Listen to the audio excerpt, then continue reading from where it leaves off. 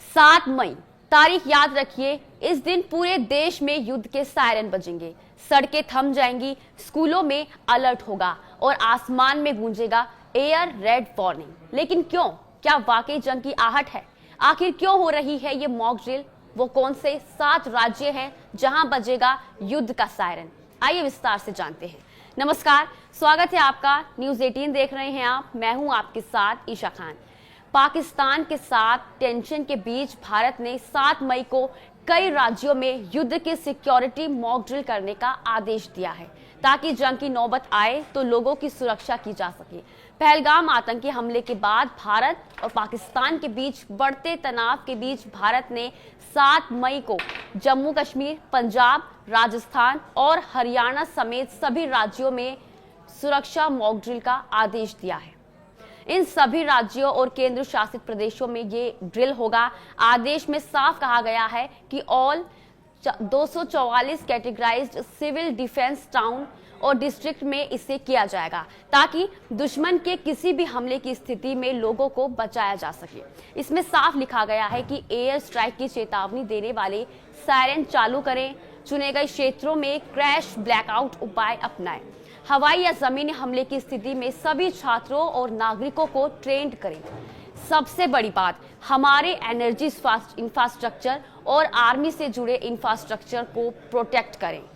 सूत्रों के अनुसार इस अभ्यास के दौरान एयर रेड वार्निंग सायरन बजाए जाएंगे और आम नागरिकों और छात्रों को इस बात की ट्रेनिंग दी जाएगी कि दुश्मन के हमले के वक्त खुद की सुरक्षा कैसे करें। सूत्रों ने यह भी बताया है कि ड्रिल के दौरान ब्लैकआउट की तैयारी और महत्वपूर्ण प्लांट्स और संस्थानों को जल्दी से छुपाने की व्यवस्था भी की जाएगी। राज्यों से कहा गया है कि वे अपने निकासी योजनाओं को अपडेट करें और उनका रिहर्सल करें, ताकि आपात स्थिति में तुरंत कार्रवाई की जा सके। ये अभ्यास देश की आंतरिक सुरक्षा और आपात स्थितियों से निपटने की तैयारी को मजबूत करने के मकसद से किया जा रहा है। राज्यों को भेजी गई ड्रिल की एडवाइजरी जैसे समय में आई है जब पाकिस्तान की ओर से बार बार सीमा पार गोलीबारी की जा रही है। पिछले लगातार 11 रातों से पाकिस्तान सेना ने एलओसी पर बिना किसी उकसावे के गोलीबारी की है, जिसका भारतीय सेना ने सख्ती से जवाब दिया। ये हालात तब पैदा हुए हैं जब 22 अप्रैल को पाकिस्तान समर्थित आतंकवादियों ने जम्मू कश्मीर के पहलगाम में पर्यटकों पर गोलीबारी की, जिसमें 26 लोगों की मौत हो गई थी, जिनमें एक नेपाली नागरिक भी शामिल था। ये 2019 के पुलवामा आतंकी हमले के बाद कश्मीरी घाटी में सबसे भीषण हमला है। भारत की संभावित जवाबी कार्रवाई से डरे पाकिस्तान ने अपनी रक्षा तैयारियां तेज कर दी है। उसने सीमा चौकियों को मजबूत किया है और मिसाइल परीक्षण भी शुरू कर दिया है।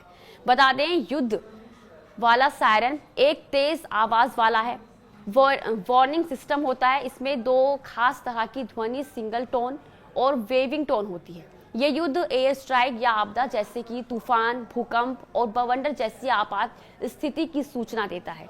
सिंगल टोन में लगातार एक जैसी आवाज निकलती है और सिंगल टोन का इस्तेमाल प्राकृतिक आपदा के लिए किया जाता है, जबकि वेविंग टोन वाला सायरन युद्ध को एयर स्ट्राइक से अलर्ट करने में बचाया जाता है।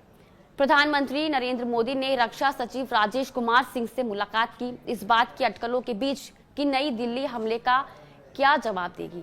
बैठक आधे घंटे से ज्यादा समय तक चली। ये बैठक प्रधानमंत्री द्वारा air chief marshal Amarpreet Singh से मुलाकात के एक दिन बाद हुई। बता दें, प्रधानमंत्री अब तक थल सेना, नौसेना और वायुसेना के प्रमुखों से मिल चुके हैं। पहलगाम हमले के मद्देनजर आतंक के खिलाफ लड़ाई में रूस ने भारत को पूरा समर्थन देने की बात कही है।